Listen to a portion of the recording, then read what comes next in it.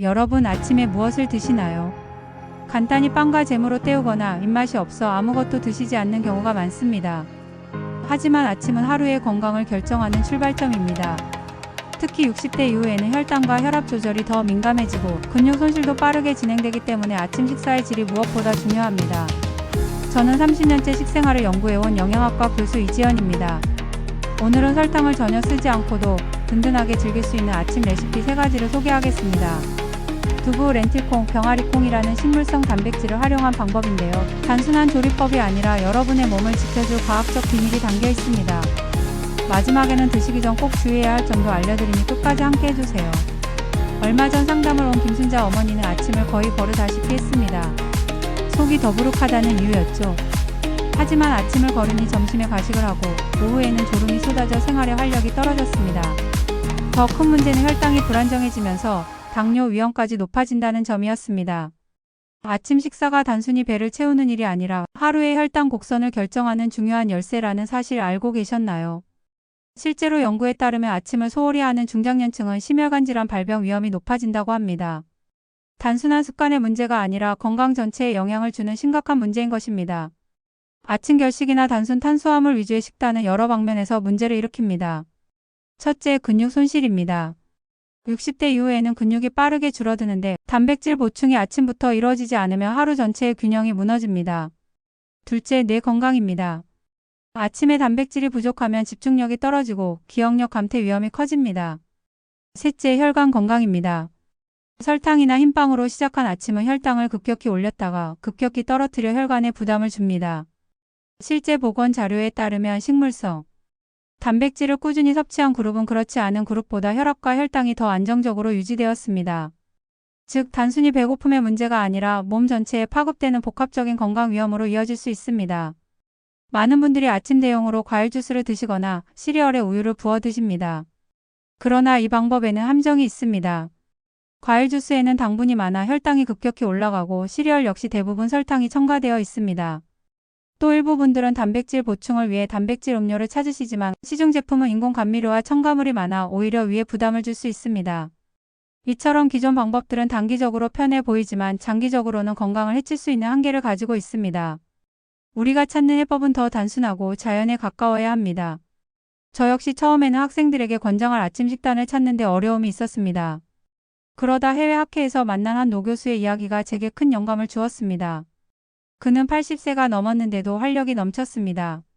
그의 비결은 매일 아침 식물성 단백질로 시작하는 습관이었습니다. 저는 귀국 후 우리 식탁에 맞는 재료를 찾기 위해 연구했고 결국 두부, 렌틸콩, 병아리콩이 최고의 조합이라는 결론에 도달했습니다. 단순히 영양이 풍부할 뿐 아니라 우리 몸의 대사와 면역에 균형을 주는 과학적 근거가 있었던 것이지요. 두부에는 식물성 단백질과 칼슘이 풍부하여 근육과 뼈 건강에 동시에 도움을 줍니다. 렌틸콩은 섬유질과 철분이 많아 소화를 돕고 빈혈 예방에 좋습니다. 병아리콩은 단백질과 함께 마그네슘, 아연 같은 미네랄을 공급해 면역력을 지켜줍니다. 과학적 연구에 따르면 식물성 단백질은 동물성 단백질보다 포화지방과 콜레스테롤이 적어 혈관 건강에 부담이 적습니다. 또 섬유질이 풍부해 혈당을 천천히 올려 당뇨 예방에도 도움이 됩니다. 비유하자면 설탕이 불길처럼 확 타오르는 연료라면 식물성 단백질은 은은하게 오래가는 장작불과 같습니다. 몸에 안정적 에너지를 공급하기 때문에 하루 종일 기운을 유지할 수 있는 것이지요. 이제 실제 레시피 3가지를 알려드리겠습니다. 첫째, 두부 스크램블입니다. 두부를 으깨서 팬에 가볍게 볶아주면 달걀 스크램블 못지않은 부드러운 식감이 납니다. 여기에 시금치나 토마토를 넣어 영양을 더하면 좋습니다. 둘째, 렌틸콩죽입니다. 렌틸콩을 불려 부드럽게 끓이면 소화가 잘 되는 죽이 됩니다. 여기에 참깨를 뿌려주면 고소한 맛이 더해집니다. 셋째, 병아리콩 샐러드입니다. 삶은 병아리콩에 오이, 파프리카, 올리브유를 넣어 버무리면 상큼한 아침 식사가 완성됩니다. 이 3가지는 모두 설탕을 넣지 않아도 충분히 맛있고 든든합니다. 준비 과정도 간단해 매일 실천할 수 있습니다. 서울에 사는 이정우 어르신은 당뇨 전 단계 진단을 받고 불안해하셨습니다. 그런데 두부와 렌틸콩, 병아리콩으로 아침을 바꾼 뒤 혈당 수치가 안정되고 체중도 줄었습니다. 또 부산의 박영자 어머니는 늘 피곤하다며 낮잠을 자곤 했는데 아침에 병아리콩 샐러드를 드신 이후 오후에도 활력이 넘쳤다고 합니다. 이런 사례는 제 연구실에서도 확인됩니다. 실험 참여자 중 절반 이상이 아침을 바꾼 뒤 집중력과 체력이 향상되었다고 보고했습니다. 작은 변화가 실제 삶의 질을 크게 바꾼 것입니다. 여러분, 두부와 콩을 드실 때는 신선한 재료를 고르는 것이 중요합니다. 두부는 무첨가 제품을, 콩은 충분히 불리고 삶아야 소화에 무리가 없습니다. 또 고혈압이 있는 분들은 소금을 줄이고 대신 허브나 참기름으로 맛을 내면 좋습니다. 당뇨가 있는 분들은 과일을 곁들일 때도 단맛이 강하지 않은 것을 선택하는 것이 안전합니다. 무엇보다 한 가지 음식을 과하게 드시기보다 세 가지를 번갈아가며 다양하게 드시는 것이 균형 잡힌 건강 비법입니다. 여러분, 이제는 참고 견디는 시대가 아니라 나 자신을 돌보는 시대입니다. 아침을 거르거나 단순히 배만 채우던 습관에서 벗어나 두부, 렌틸콩, 병아리콩 같은 식물성 단백질로 새로운 하루를 시작해보세요. 지금 이 순간부터라도 늦지 않았습니다. 그동안 지켜온 삶의 위로를 드리면서도 앞으로 더 건강하게 살아갈 힘을 함께 얻으시길 바랍니다. 댓글로 오늘부터 실천하겠다는 다짐을 남기시고 사랑하는 가족에게 이 영상을 공유해 건강을 선물해보세요. 구독과 좋아요는 단순한 클릭이 아니라 제가 드리는 건강 응원에 함께해주는 따뜻한 약속입니다. 오늘도 여러분의 건강한 아침을 진심으로 응원합니다. 여러분, 지금부터는 한층 더 흥미로운 내용을 풀어드리겠습니다. 우리가 흔히 간식이라고 하면 설탕이 잔뜩 들어간 과자를 먼저 떠올리지만 사실 달콤하면서도 건강을 지킬 수 있는 방법이 있습니다. 바로 아몬드와 호두 그리고 카카오 닙스를 활용한 식물성 단백질 간식입니다. 오늘은 세 가지 관점에서 이야기를 나누겠습니다. 첫째, 실제 어르신들의 경험을 통해 변화 과정을 살펴보겠습니다. 둘째, 연구 자료를 근거로 식물성 단백질 간식이 우리 몸에 어떤 작용을 하는지 설명드리겠습니다. 셋째, 일상에서 쉽게 따라 할 수 있는 구체적인 레시피와 실천 방법을 알려드리겠습니다. 함께 시야를 넓혀보시죠. 김영자 할머니는 당뇨 진단을 받은 후 단 음식을 거의 끊으셨습니다. 하지만 오후만 되면 당이 뚝 떨어지는 느낌 때문에 늘 피곤하셨습니다. 그런 와중에 제가 알려드린 아몬드와 카카오 닙스를 섞은 간식을 시도하게 되셨습니다. 처음엔 달지 않아 입맛이 맞지 않았지만 일주일 정도 지나자 오히려 과자보다 담백하면서도 은은한 단맛이 입에 익으셨습니다. 한 달 뒤에는 오후 피로가 줄고 밤에 과자 생각이 덜 나서 체중도 조금 줄었다고 하셨습니다. 반대로 박종수 할아버지는 늘 군것질을 즐기셨습니다. 하지만 혈압과 체중 때문에 걱정이 많았죠. 제가 제안한 것은 호두와 아몬드를 소량씩 챙겨 드시는 방법이었습니다. 처음엔 이게 무슨 간식이냐 하시며 웃으셨지만 2달 정도 꾸준히 드시고 나서는 과자보다 훨씬 든든하다고 말씀하셨습니다. 특히 아침과 점심 사이 출출할 때 호두 몇 알로 허기를 달래니 폭식도 줄어들었습니다. 두 분 모두의 공통된 깨달음은 이겁니다. 달지 않아도 몸이 원하는 당은 충분히 채워줄 수 있고 자연스러운 단맛이 오히려 더 오래 지속된다는 사실입니다. 여러분, 과학적 자료에 의하면 아몬드와 호두 같은 견과류는 혈당을 급격히 올리지 않고 서서히 흡수되도록 돕습니다. 국내외 연구에서도 견과류 섭취가 당 대사 개선에 도움을 줄 수 있다는 결과가 꾸준히 보고되었습니다. 특히 카카오 닙스는 초콜릿의 원재료로 황산화 성분인 플라보노이드가 풍부해 혈관 건강에 긍정적 영향을 준다고 알려져 있습니다. 예를 들어 한 해외 영양학 저널에서는 카카오, 폴리페놀을 꾸준히 섭취한 그룹이 혈압과 혈당 조절에서 긍정적 결과를 보였다고 발표했습니다. 또 다른 연구에서는 아몬드를 간식으로 먹은 그룹이 혈당 변동성이 줄어들고 포만감이 길게 유지된다는 점을 보여주었습니다. 이 원리를 일상에 적용하면 설탕으로 급하게 올리는 당, 충전 대신 천천히 지속되는 에너지 공급이 가능하다는 의미입니다. 그래서 어르신들이 오후에 졸리거나 갑자기 피곤해지는 현상을 줄이는 데도 도움을 받을 수 있습니다. 여러분께 실제로 간단히 따라 하실 수 있는 레시피를 알려드리겠습니다. 준비물은 아몬드 1줌, 호두 반줌, 카카오 닙스 작은 숟가락 2개입니다. 먼저 견과류는 미리 구워둔 것을 사용하면 맛이 더 고소합니다. 그릇에 아몬드와 호두를 담고 마지막에 카카오 닙스를 뿌려주면 끝입니다. 간단하지만 맛의 조화가 아주 좋습니다. 실패 사례로는 카카오 닙스를 너무 많이 넣으신 경우가 있습니다. 쓴맛이 강해져 먹기가 어렵죠. 반대로 성공하신 분들은 소량만 넣어 은은한 맛을 즐기셨습니다. 카카오 닙스는 작은 숟가락으로 2숟가락 정도가 적당합니다. 시간은 불과 5분도 걸리지 않고 비율은 아몬드 3, 호두 2, 카카오 닙스 1 정도가 이상적입니다. 정순자 할머니는 늘 달달한 빵을 좋아하셨습니다. 하지만 혈당이 올라 병원에서 조심하라는 말을 들으셨습니다. 대신 제가 알려드린 간식을 드시기 시작했죠. 처음엔 빵보다 맛이 밋밋하다 하셨지만 2달이 지나면서 빵을 먹고 난 후 오는 무거움이 사라지고 몸이 훨씬 가볍다고 하셨습니다. 현실적으로 체중이 확 줄지는 않았지만 혈당 수치가 조금 안정되었다는 점이 큰 위안이 되셨습니다. 반면 이철수 할아버지는 기대가 컸습니다. 매일 아몬드와 호두를 챙기면서 이제 건강이 확 달라지겠지 하셨지만 한 달 만에 큰 변화를 체감하긴 어려우셨습니다. 하지만 저는 현실적인 기대치를 설명드렸습니다. 간식 하나로 모든 것이 바뀌는 것은 아니고 꾸준한 식습관과 생활습관의 일부로 자리 잡아야 한다는 사실을요. 이후 할아버지는 조급함을 내려놓고 작은 변화를 즐기게 되셨습니다. 간식을 조금 더 현명하게 즐기는 습관을 제안드립니다. 첫째, 간식 시간을 정해두세요. 오후 3시 같은 일정한 시간에 드시면 폭식을 막을 수 있습니다.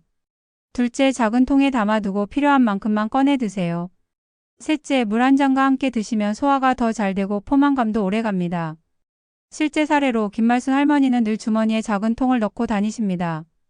간단히 아몬드 5알 정도를 꺼내 드시고 물을 마시니 배도 든든하고 과자를 찾는 습관이 크게 줄었다고 하셨습니다.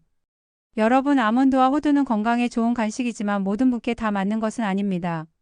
간질환이나 신장질환이 있는 분들은 지방과 단백질 대사에 부담이 될 수 있으니 반드시 의사와 상의하셔야 합니다. 또 위장질환이 있는 분들은 견과류가 속을 불편하게 할 수 있어 양을 줄이는 것이 좋습니다. 카카오니스는 카페인이 소량 들어있어 밤에 드시면 숙면을 방해할 수도 있습니다. 따라서 개인의 건강 상태에 맞게 조절하는 것이 중요합니다. 저라면 이렇게 하루 루틴을 설계하겠습니다. 아침에는 아몬드 몇 알을 요거트와 함께 드셔보세요. 점심 후에는 호두를 2-3알 챙겨 드시고 오후 3시쯤 출출할 때 카카오 닙스를 더한 작은 간식을 즐기시면 좋습니다. 저녁에는 가급적 간식을 피하고 따뜻한 차로 마무리하는 것이 좋습니다. 주간 루틴으로는 이 간식을 주 4회 정도 드시는 것을 권합니다. 나머지 날에는 과일이나 채소, 스틱 같은 다른 건강 간식을 섞어 다양성을 주면 더 좋습니다. 이렇게 하면 실제로 제가 하는 방식처럼 무리가 없고 꾸준히 이어갈 수 있습니다. 김정재 할머니는 이 방법으로 큰 성공을 거두신 분입니다. 당뇨 전 단계에서 늘 걱정이 많으셨는데 간식을 바꾼 후 혈당 수치가 안정되면서 자신감이 생기셨습니다. 반대로 오세훈 할아버지는 중도에 그만두셨습니다. 이유는 입맛에 맞지 않고 습관이 되지 않았기 때문이죠. 하지만 이 경험 덕분에 내 몸에 맞는 방법을 찾아야겠다는 깨달음을 얻으셨습니다. 마지막으로 채은이 할머니는 부분적인 효과를 보셨습니다. 과자 대신 견과류를 드시니 체중은 조금 줄었지만 여전히 단맛에 대한 갈망이 남았습니다. 그러나 과거보다 건강한 선택을 하고 있다는 점에서 만족감을 느끼셨습니다. 여러분, 오늘 이야기에서 3가지를 꼭 기억하시길 바랍니다. 첫째, 설탕이 없어도 달콤함을 누릴 수 있는 식물성 단백질 간식의 힘. 둘째, 과학적 근거와 실제 사례로 확인된 건강한 변화. 셋째, 일상에서 쉽게 실천할 수 있는 구체적인 레시피와 루틴입니다. 여기서 멈추지 않고 계속 이어가면 더 놀라운 이야기를 만날 수 있습니다. 여러분의 삶을 더욱 건강하고 활기차게 만들어줄 다음 여정을 기대해 주세요. 여러분, 이번에는 조금 더 깊이 있는 이야기를 나눠보겠습니다. 나이가 들수록 단백질은 근육을 지키는 핵심 요소인데 채식 위주로 식사를 하시는 분들께서 가장 많이 걱정하는 것이 바로 근손실입니다. 또 단백질을 보충하려다 보면 단맛을 채우기 위해 설탕에 손이 가는 경우도 많습니다. 그렇다면 과연 채식을 하면서도 근육을 지킬 수 있는 방법은 무엇일까요? 오늘은 3가지 단서를 드리겠습니다. 첫째, 퀴노아와 기리 같은 곡물을 통한 단백질 보충법. 둘째, 치아씨드를 활용해 부족한 영양소를 채우는 방법. 셋째, 설탕을 줄이면서도 달콤함을 느낄 수 있는 생활 습관입니다. 박영자 할머니는 평생 채식을 고수해 오셨습니다. 그러나 최근 들어 팔과 다리에 힘이 빠지고 계단을 오르는 것이 힘들어졌습니다. 병원에서는 단백질 섭취 부족을 지적했지만 고기를 드시기 어려워 대안이 필요했습니다. 제가 권한 것은 퀴노아와 기리 치아씨드를 식단에 포함하는 것이었습니다. 아침죽에 퀴노아를 넣고 점심에 기리밥을 드셨습니다. 저녁에는 샐러드에 치아씨드를 뿌려 드셨죠. 한 달이 지나자 근력이 크게 회복되지는 않았지만 전보다 몸이 덜 피곤하고 손자와 산책하는 데 숨이 덜 찬다고 하셨습니다. 반면 김철수 할아버지는 체중 감량을 위해 채식을 시작하셨습니다. 하지만 단백질 부족으로 얼굴이 수척해지고 근육이 빠져 걱정이 많으셨습니다. 제가 알려드린 방법대로 기리와 퀴노아를 섞은 밥을 드시고 간식으로 치아씨드 푸딩을 챙기기 시작했습니다. 2달 후 체중은 조금 더 줄었지만 근육량은 유지되었다는 결과가 나왔습니다. 무엇보다 스스로 이제는 힘이 빠지는 느낌이 덜하다라고 말씀하셨습니다. 두 분의 공통된 교훈은 이것입니다.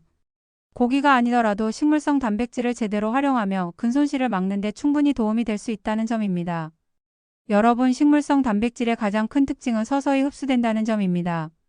키노아는 완전 단백질 식품으로 알려져 있는데 필수 아미노산이 균형 있게 들어있어 채식주의자에게 매우 중요합니다. 귀리는 식이섬유가 풍부해 혈당 상승을 완만하게 하고 포만감을 유지시킵니다. 치아씨드는 오메가 지방산과 단백질을 함께 제공하여 근육 유지에 도움을 줄 수 있습니다. 과학적 자료에 의하면 키노아를 섭취한 그룹이 동등한 칼로리의 다름, 곡물을 섭취한 그룹보다 단백질 합성이 활발하다는 결과가 발표된 바 있습니다. 또 다른 연구에서는 귀리가 혈당 지수 조절에 도움을 주어 당뇨 환자의 근육 손실 위험을 낮출 수 있다고 밝혔습니다. 치아씨드의 경우 해외 학술지에서 노년층을 대상으로 한 연구에서 근육량 감소 속도가 늦춰졌다는 보고가 있습니다. 다만 식물성 단백질은 동물성 단백질에 비해 흡수율이 떨어질 수 있습니다. 따라서 한 가지 식품에 의존하기보다 여러 곡물과 씨앗을 함께 섭취해 보완하는 것이 필요합니다. 이것이 바로 식물성 단백질 보충법의 핵심이자 한계까지 고려한 지혜로운 접근입니다. 많은 분들이 저에게 묻습니다. 교수님, 키노아나 귀리를 어떻게 먹어야 하나요? 너무 낯설어요. 저는 이렇게 말씀드립니다. 가장 간단한 방법은 밥에 섞는 것입니다. 쌀과 키노아를 3대1 비율로 섞어 밥을 지으면 됩니다. 귀리는 불려서 국이나 죽에 넣으면 부담이 적습니다. 어떤 분은 치아씨드를 물에 불려 푸딩처럼 드셨는데 처음에는 젤리 같은 식감이 낯설었다고 하셨습니다.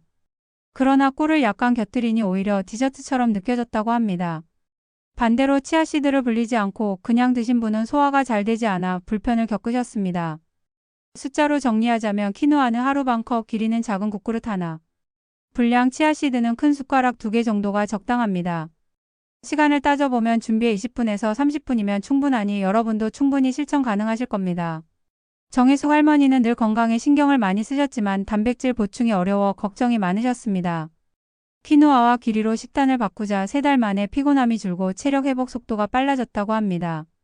하지만 혈액 검사에서는 큰 변화가 없어 저는 현실적인 기대치를 설명드렸습니다. 몸의 변화는 천천히 쌓이는 것이고 눈에 띄는 수치는 시간이 걸린다는 점을요. 반대로 윤상호 할아버지는 시작은 의욕적이었지만 귀리밥 맛이 입에 맞지 않아 중도에 포기하셨습니다. 그러나 이 경험을 통해 내가 무리하지 않고 실천할 수 있는 방식이 필요하다는 교훈을 얻으셨습니다. 이 두 분의 사례는 중요한 메시지를 전합니다. 단기간에 극적인 변화를 기대하기보다 꾸준히 실천 가능한 방식을 찾는 것이 더 중요하다는 사실입니다. 여러분께 3가지 팁을 드립니다. 첫째, 식사 준비가 번거로우시다면 미리 키노아와 귀리를 삶아 냉동해 두세요.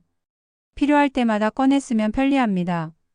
둘째, 치아씨드는 요거트에 넣어 간식처럼 드셔보세요. 셋째, 설탕 대신 계피가루나 바나나 같은 자연 단맛을 활용하면 단맛 욕구도 줄일 수 있습니다.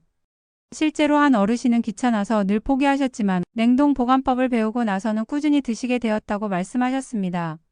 작은 습관 하나가 꾸준함을 만드는 힘이 된 것입니다. 청년층은 다이어트를 위해 치아씨드를 과도하게 섭취하는 경우가 있습니다. 그러나 과다 섭취는 변비나 복통을 유발할 수 있어 주의가 필요합니다. 장년층은 귀리와 키노아를 드실 때 혈당 조절 효과를 기대하실 수 있지만 당뇨약을 복용 중이라면 저혈당 증상이 나타날 수 있으니 의사와 상담해야 합니다. 노년층은 치아씨드가 소화에 부담을 줄 수 있으므로 반드시 충분히 불려서 드시는 것이 중요합니다. 연령대마다 맞는 섭취법이 다르므로 반드시 의료진과 상의하시길 권합니다. 저는 이런 루틴을 제안드립니다. 아침에는 귀리죽에 치아씨드를 소량 올려 드세요. 점심에는 키노아를 곁들인 밥을 드시고 간식으로 요거트에 치아씨드를 섞어 드시면 좋습니다. 저녁에는 가벼운 채소 샐러드에 키노아와 견과류를 조금 곁들여 보세요. 주간 루틴으로는 하루 2끼 정도에 꾸준히 포함시키고 주말에는 새로운 레시피를 시도하는 시간을 가지시면 좋습니다. 실제 환자분 한 분은 이 방식으로 일주일을 지내며 배도 부르고 힘도 덜 빠진다는 소감을 말씀하셨습니다. 김미자 할머니는 키노아와 귀리를 꾸준히 드시며 큰 효과를 본 분입니다. 이전에는 계단을 오르기 힘들었는데 이제는 천천히라도 무리 없이 올라가신다고 합니다. 이상훈 할아버지는 중도에 그만두셨습니다. 이유는 준비 과정이 번거롭고 입맛에 맞지 않았기 때문입니다. 하지만 그는 내가 조금씩이라도 시도했다는 것 자체가 의미 있다고 말씀하셨습니다. 마지막으로 이지연 할머니는 부분적인 효과를 보셨습니다. 귀리밥은 잘 드셨지만 치아씨드는 끝내 적응하지 못하셨습니다. 그러나 그 대신 바나나와 꿀을 곁들여 설탕 섭취를 줄이는 데 성공하셨습니다. 이 세 분의 공통된 교훈은 작은 꾸준함이 결국 건강을 지켜준다는 것입니다. 여러분, 오늘의 이야기를 세 가지로 정리하겠습니다. 첫째, 퀴노아와 귀리 치아씨드는 채식주의자에게 든든한 단백질 보충원이 될 수 있습니다. 둘째, 설탕을 줄이면서도 달콤함을 느낄 수 있는 자연의 지혜가 있습니다. 셋째, 작은 꾸준함이 근 손실을 막는 가장 큰 힘입니다. 조금만 더 함께하면 마지막 퍼즐 조각까지 맞출 수 있습니다. 여러분의 삶을 더 건강하게 완성할 또 다른 이야기를 이어가겠습니다. 여러분, 이제 지금까지의 흐름을 정리하고 삶에 바로 적용할 수 있는 지혜를 나누겠습니다. 우리가 매일 마주하는 가장 큰 유혹 중 하나가 바로 설탕입니다. 달콤한 맛은 잠시 기쁨을 주지만 결국 몸을 지치게 하고 건강을 위협합니다. 그러나 다행히도 맛을 지키면서도 건강을 2배로 챙길 수 있는 길이 있습니다. 오늘 제가 드릴 핵심 메시지는 세 가지입니다. 첫째, 콩으로 단백질을 채우며 포만감을 늘려 설탕을 덜 찾게 만드는 방법. 둘째, 버섯의 풍부한 식감과 영양으로 요리의 만족감을 높이는 방법. 셋째, 시금치 같은 녹색 채소로 혈당을 안정시키고 활력을 유지하는 방법입니다. 지금부터 이 세 가지가 어떻게 우리의 생활 속에서 실현될 수 있는지 함께 살펴보겠습니다. 김영의 어머니는 늘 단 것을 끊지 못해 고민이 많았습니다. 매일 아침 빵과 달콤한 잼으로 시작했고 오후에는 과자를 찾는 일이 습관이 되었습니다. 그러나 혈당 수치가 점점 높아지고 피곤함이 늘어나자 생활에 지장이 생겼습니다. 영의 어머니는 우연히 콩과 버섯, 시금치를 활용한 단백질 요리를 접하게 되었습니다. 아침에는 삶은 콩과 시금치를 곁들인 샐러드로 시작했고 점심에는 버섯을 볶아 두부와 함께 먹었습니다. 몇 달 후 놀랍게도 혈당 수치가 안정되었고 무엇보다 단 것을 찾는 빈도가 줄었습니다. 이제는 과자가 아니라 신선한 채소를 찾게 되었다고 말씀하셨습니다. 반대로 이정우 아버지는 늘 고기 위주의 식사를 고집했습니다. 단백질은 고기에서만 얻을 수 있다고 생각했지요. 그러나 체중이 늘고 혈압이 높아져 건강검진에서 경고를 받았습니다. 그때 아버지는 콩과 버섯을 활용한 단백질 요리에 도전했습니다. 처음에는 맛이 심심하다고 느꼈지만 점차 버섯의 감칠맛과 시금치의 신선함에 익숙해지셨습니다. 2달이 지나자 체중은 5kg 줄었고 혈압도 안정되었습니다. 무엇보다 식사 후 졸림이 줄어들고 에너지가 생겼다고 고백하셨습니다. 이 두 분의 공통점은 단순히 음식을 바꾼 것이 아니라 설탕의 유혹에서 벗어나면서 몸이 가벼워지고 삶의 활력이 되살아났다는 점입니다. 이는 곧 작은 식습관 변화가 큰 건강 변화를 만든다는 메시지를 보여줍니다. 설탕 중독에서 벗어나기 위해서는 단순히 단 것을 줄이는 것에 그치지 않습니다. 그 빈자리를 어떻게 채우느냐가 핵심입니다. 콩, 버섯, 시금치가 중요한 이유는 바로 여기에 있습니다. 콩은 단백질이 풍부하고 혈당을 천천히 올리기 때문에 식후의 급격한 피로감을 줄여줍니다. 실제로 국내 영양학 연구에 따르면 콩 단백질을 섭취한 그룹은 그렇지 않은 그룹보다 단 음식을 찾는 빈도가 현저히 줄었다고 합니다. 이는 포만감이 오래 유지되기 때문입니다. 버섯은 섬유질과 감칠맛 성분이 풍부하여 음식의 만족도를 크게 높여줍니다. 일본의 식품과학 저널에서는 버섯이 식사의 풍미를 증가시켜 소금과 설탕 사용량을 줄일 수 있다는 결과를 발표했습니다. 이는 조미료를 덜 쓰고도 맛있는 식사를 가능하게 해줍니다. 시금치는 철분과 마그네슘, 비타민이 풍부해 혈당을 안정시키는 데 도움을 줍니다. 특히 유럽 당뇨학회에서는 녹색 채소를 꾸준히 섭취한 그룹에서 혈당 변동성이 낮아졌다는 연구 결과를 제시했습니다. 혈당이 안정되면 단 것을 갈망하는 뇌의 신호가 줄어들어 설탕 중독에서 벗어나는 데 큰 힘이 됩니다. 결국 설탕의 빈자리를 단백질, 풍미, 미네랄로 채울 때 우리는 건강하게 단맛을 즐길 수 있습니다.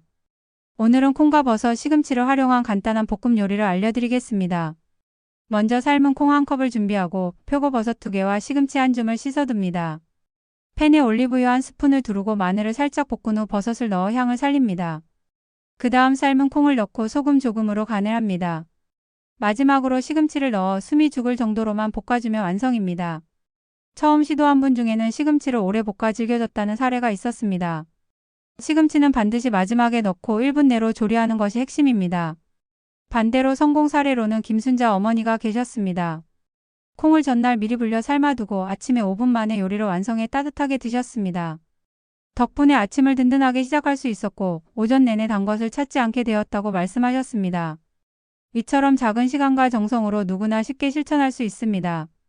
박명숙 어머니는 평생 단 음식을 좋아하셨습니다. 그러나 최근 당뇨 초기 진단을 받고 큰 충격을 받았습니다.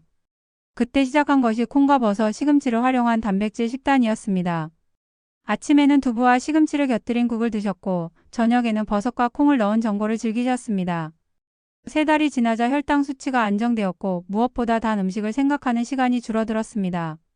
이제는 가족 모두가 함께 즐기는 요리가 되었다고 기뻐하셨습니다. 반면 이성우 아버지는 시도는 했지만 꾸준히 이어가지 못했습니다. 처음에는 요리를 따라했지만 바쁜 생활 속에서 편리함을 이유로 다시 가공식품과 빵을 찾게 되었습니다. 결국 혈압과 혈당은 다시 높아졌습니다.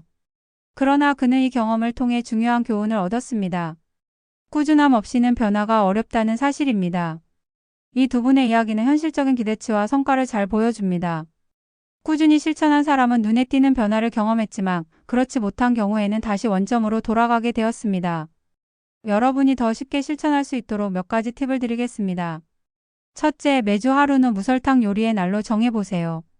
가족과 함께 콩, 버섯, 시금치를 활용한 요리를 하며 즐거운 시간을 보낼 수 있습니다. 둘째, 단 음식을 줄이는 대신 과일을 활용하세요. 단맛은 있지만 섬유질과 비타민이 함께 들어있어 훨씬 건강합니다. 셋째, 요리할 때 양념을 줄이고 버섯의 감칠맛을 적극 활용하세요. 실제로 이 방법을 실천한 채은이 어머니는 매주 가족과 함께 요리를 준비하며 작은 성취감을 느꼈습니다. 그 덕분에 단 음식을 찾는 횟수가 줄었고 가족과의 대화 시간도 늘어났다고 말씀하셨습니다. 작은 변화가 생활의 질을 크게 높여주는 좋은 예입니다. 여러분, 콩과 버섯, 시금치는 건강에 많은 도움을 줄 수 있습니다. 그러나 모든 음식이 그렇듯 주의할 점도 있습니다. 콩은 갑상선 기능 저하증 환자에게는 주의가 필요합니다. 버섯은 소화가 약한 분에게는 속이 불편할 수 있으니 조리 시간을 조절하는 것이 좋습니다. 시금치는 칼륨이 많아 신장 질환이 있는 분은 조심해야 합니다. 특히 약물을 복용 중인 분들은 반드시 의사와 상의하셔야 합니다. 저는 항상 강조합니다. 건강을 위한 실천은 개인의 상황에 맞게 조절되어야 한다는 점을요. 아침에는 삶은 콩과 시금치를 곁들인 샐러드로 시작합니다. 점심에는 버섯과 두부를 넣은 국이나 볶음 요리를 드시고 간식은 신선한 과일로 대체합니다. 저녁에는 버섯과 콩을 넣은 전골이나 시금치 나물을 곁들인 밥을 권합니다. 주간 루틴으로는 하루를 정해 무설탕 요리의 날을 실천해 보세요. 토요일 저녁에 가족이 함께 모여 콩과 버섯, 시금치를 활용한 다양한 요리를 만들어 보는 것입니다. 이렇게 하면 실천이 즐거운 경험이 되어 꾸준히 이어갈 수 있습니다. 마치 실제로 누군가의 하루를 그려내듯 자연스럽게 삶에 녹여보세요. 정순자 어머니는 꾸준함의 좋은 예입니다. 처음에는 힘들었지만 매일 콩과 시금치를 조금씩 곁들이며 점차 단 음식을 줄였습니다. 반년이 지나자 체중은 줄고 혈당은 안정되었으며 무엇보다 활력이 생겼습니다. 반면 김태수 아버지는 도전했지만 중간에 포기했습니다. 버섯의 맛에 익숙하지 않아 결국 다시 단 음식을 찾게 되었지요. 건강검진에서 수치가 악화되자 후회했지만 다시 도전할 용기를 내고 있다고 하셨습니다. 그리고 조영미 어머니는 작은 꾸준함으로 큰 변화를 보여준 사례입니다. 매일 저녁 시금치 나물 한 접시만 실천했는데 몇 달 뒤 혈압과 체중이 눈에 띄게 개선되었습니다. 그녀는 작은 습관이 큰 힘이 된다는 사실을 몸소 증명했습니다. 이처럼 성공, 중도 포기, 꾸준함의 3가지 모습은 우리에게 중요한 교훈을 줍니다. 포기하지 않고 작은 꾸준함을 이어가는 것이 결국 건강으로 이어진다는 점입니다. 오늘 함께 살펴본 이야기를 다시 정리해 보겠습니다. 첫째, 콩으로 단백질을 채워 설탕의 유혹을 줄이는 방법. 둘째, 버섯으로 맛을 풍성하게 하여 만족스러운 식사를 만드는 방법. 셋째, 시금치로 혈당을 안정시키고 활력을 높이는 방법입니다. 이 3가지가 모여 여러분의 일상을 더 건강하게 바꿀 수 있습니다. 여러분, 지금 배운 작은 실천이 내일의 건강을 바꾸는 첫걸음이 됩니다. 오늘 나눈 내용을 생활 속에서 하나씩 적용해 보시길 권합니다. 그리고 이어지는 다음 이야기 속에서 또 다른 건강의 비밀을 함께 발견해 보시죠. 구독과 좋아요, 댓글은 저에게 큰 힘이 됩니다. 함께 걸어가는 이 길에 여러분의 건강을 응원합니다. 여러분, 이제 마지막 여정입니다. 지금까지의 흐름을 정리하고 삶에 바로 적용할 수 있는 지혜를 나누겠습니다. 우리가 건강을 위해 가장 중요한 것은 단백질을 충분히 섭취하면서도 불필요한 설탕을 줄이는 일입니다. 맛을 포기하지 않고도 몸을 가볍게 만들 수 있는 길은 분명히 존재합니다. 오늘은 그 비밀을 3가지로 말씀드리겠습니다. 첫째, 발효식품인 템페로 단백질을 채우는 방법. 둘째, 나토의 풍부한 효소와 영양으로 소화를 돕는 방법. 셋째, 완두콩이 가벼우면서도 든든한 단백질로 포만감을 유지하는 방법입니다. 지금부터 이 3가지 원리를 실제 생활 속에서 어떻게 적용할 수 있는지 함께 살펴보겠습니다. 김순자 어머니는 평소 간식을 즐기셨습니다. 떡과 과자를 자주 드셨고 식사 후에는 늘 달콤한 음료로 마무리하는 습관이 있었습니다. 하지만 체중이 늘고 혈당 수치가 높아지면서 건강이 걱정되었습니다. 그때 템페를 활용한 식단을 접했습니다. 아침에는 템페를 가볍게 구워 밥과 함께 드셨고 점심에는 템페와 채소를 넣은 볶음을 즐기셨습니다. 한 달이 지나자 체중이 줄고 피로감이 크게 줄었습니다. 무엇보다 단 음식을 찾던 습관이 자연스럽게 사라졌습니다. 반대로 이호준 아버지는 나또에 처음에는 거부감을 보였습니다. 끈적거리는 식감이 익숙하지 않았기 때문입니다. 그러나 혈압이 높아져 변화를 시도해야 했습니다. 그는 매일 아침 나또를 반 공기 밥에 비벼 먹는 습관을 만들었습니다. 처음에는 억지로 먹었지만 2달이 지나자 소화가 편해지고 변비가 사라졌습니다. 게다가 체중도 안정되고 혈압이 점차 내려갔습니다. 이 두 분의 사례는 발효식품과 식물성, 단백질이 설탕 의존을 줄이는 데 중요한 역할을 한다는 사실을 보여줍니다. 꾸준한 실천이 몸을 바꾸고 마음까지 가볍게 만든다는 메시지로 이어집니다. 설탕을 줄이면서 단백질을 늘리는 방법의 핵심은 대체와 보완입니다. 템페, 나또, 완두콩이 주는 가치는 단순한 영양소가 아닙니다. 첫째, 템페는 발효 과정을 거치며 소화가 잘 되는 단백질을 제공합니다. 한 영양학 연구에서는 템페가 콜레스테롤 수치를 낮추고 혈당을 안정시키는 데 도움을 줄 수 있다고 밝혔습니다. 이는 발효 과정에서 생기는 유익균과 효소 덕분입니다. 둘째, 나또는 나토키나아제라는 효소가 풍부해 혈액순환을 돕고 소화를 개선하는 데 긍정적인 영향을 줍니다. 일본의 의학 저널에 따르면 나또를 꾸준히 섭취한 그룹은 혈액의 점도가 낮아졌고 심혈관 질환 위험이 줄어들었다고 합니다. 셋째, 완두콩은 포만감을 오래 유지시켜 불필요한 간식을 줄이는 데 큰 도움을 줍니다. 유럽의 식품과학 연구에서는 완두콩 단백질이 체중 관리에 효과적이며 특히 설탕 섭취를 줄이는 데 도움을 준다는 결과를 발표했습니다. 이 세 가지를 통해 우리는 설탕 대신 단백질과 효소, 식이섬유로 공백을 채울 수 있습니다. 결국 핵심 교훈은 단 것을 줄이는 것이 아니라 단백질과 영양을 채우는 것입니다. 오늘은 완두콩과 템페를 활용한 간단한 샐러드 레시피를 알려드리겠습니다. 완두콩 1컵을 삶아 준비하고 템페 100g을 얇게 썰어 올리브유에 살짝 구워줍니다. 그 위에 신선한 채소와 함께 곁들이고 소금 약간과 레몬즙으로 간을 하면 완성입니다. 처음 시도한 이정희 어머니는 템페를 너무 오래 구워 딱딱해져 실패했다고 하셨습니다. 템페는 양면을 각각 2분 정도만 구워야 고소한 맛을 유지할 수 있습니다. 반대로 성공한 사례로는 김도연 아버지가 있습니다. 그는 전날 완두콩을 삶아 냉장고에 두고 아침에 빠르게 샐러드를 준비했습니다. 간단히 10분 만에 아침 식사를 끝낼 수 있었고 하루 종일 배가 든든했다고 하셨습니다. 이처럼 작은 준비와 시간 관리만으로도 성공적인 요리를 만들 수 있습니다. 박영자 어머니는 완두콩을 늘 가볍게 여겼습니다. 그러나 단백질이 부족해 늘 피곤했고 단 음식을 찾는 습관이 있었습니다. 완두콩을 식단에 추가하면서 변화가 시작되었습니다. 점심에 완두콩과 채소를 곁들이자 오후에 과자를 찾는 일이 줄었습니다. 석 달 후 몸무게는 줄었고 활력이 되살아났습니다. 반대로 최성호 아버지는 템페를 활용했지만 꾸준히 이어가지 못했습니다. 처음에는 다이어트에 성공했지만 바쁜 일정 속에서 가공식품으로 돌아가게 되었습니다. 그 결과 체중은 다시 늘었고 혈당도 불안정해졌습니다. 이 두 사례는 현실적인 기대치를 보여줍니다. 꾸준히 실천한 사람은 확실히 성과를 보았지만 그렇지 못한 경우에는 효과가 줄어들었습니다. 결국 중요한 것은 실천을 꾸준히 이어가는 힘이라는 사실입니다. 여러분이 더 쉽게 이어갈 수 있도록 몇 가지 팁을 드리겠습니다. 첫째, 나또를 먹기 어려운 분은 간장 대신 가벼운 채소 장아찌와 함께 섞어보세요. 맛이 훨씬 부드러워집니다. 둘째, 완두콩은 냉동 제품을 활용하면 편리합니다. 삶아 바로 쓰기만 하면 되기 때문에 바쁜 생활에 도움이 됩니다. 셋째, 템페는 얇게 잘라 팬에 살짝만 구워야 맛과 영양이 유지됩니다. 실제로 이 방법을 실천한 한경자 어머니는 나또에 파와 장아찌를 넣어 드셨는데 처음보다 훨씬 먹기 편해졌다고 하셨습니다. 작은 변화로도 꾸준히 이어갈 수 있다는 자신감을 얻은 것입니다. 템페, 나또, 완두콩은 건강에 좋은 재료이지만 주의할 점도 있습니다. 나또는 혈액응고 억제제를 복용 중인 분은 반드시 의사와 상담해야 합니다. 템페는 발효 과정에서 특유의 향이 강해 소화가 약한 분은 처음에 소량만 시도하는 것이 좋습니다. 완두콩은 퓨린이 많아 통풍이 있는 분은 섭취량을 조절해야 합니다. 여러분, 새로운 식단을 시작하기 전에는 반드시 전문의와 상담하시길 권합니다. 아침에는 나또와 밥을 함께 드시며 하루를 시작해보세요. 점심에는 템페를 채소와 함께 볶아 든든한 식사를 하고 오후 간식은 완두콩 샐러드로 대체합니다. 저녁에는 가볍게 템페와 시금치를 넣은 국을 드시면 좋습니다. 주간 루틴으로는 일주일에 하루를 발효식품의 날로 정해 낫또나 템페를 다양하게 조리해보세요. 실제로 이렇게 실천하는 분들은 단 음식을 찾는 빈도가 줄고 몸이 한결 가벼워졌다고 말씀하십니다. 하루하루의 작은 실천이 쌓이면 한 주가 달라지고 결국 삶 전체가 달라질 수 있습니다. 최은주 어머니는 처음에는 낫또를 힘들게 드셨습니다. 그러나 포기하지 않고 매일 작은 양식 시도했습니다. 반년이 지나자 변비가 사라지고 몸무게도 줄어 자신감을 얻었습니다. 반대로 김성훈 아버지는 템페를 시작했지만 한 달 만에 중도 포기했습니다. 맛에 익숙해지지 못해 결국 가공식품으로 돌아갔습니다. 그러나 건강검진에서 수치가 나빠지자 다시 시도해보겠다고 다짐했습니다. 그리고 박은정 어머니는 완두콩을 활용한 꾸준함의 사례입니다.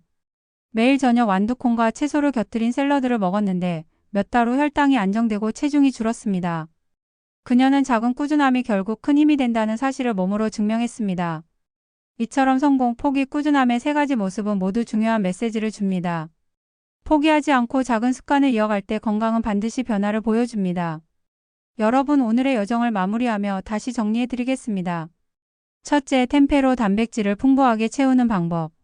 둘째, 낫또의 효소와 영양으로 소화를 돕고 활력을 높이는 방법. 셋째, 완두콩으로 포만감을 유지하며 설탕 섭취를 줄이는 방법입니다. 이 세 가지는 단백질을 늘리고 설탕을 줄이는 가장 실천적인 길입니다.